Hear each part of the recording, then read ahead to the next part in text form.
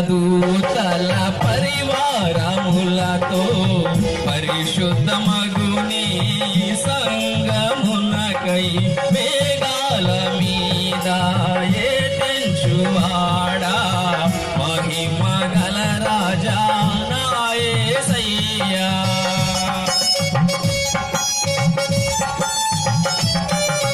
వేవేల దూతల పరివారములతో పరిశుద్ధ మగుని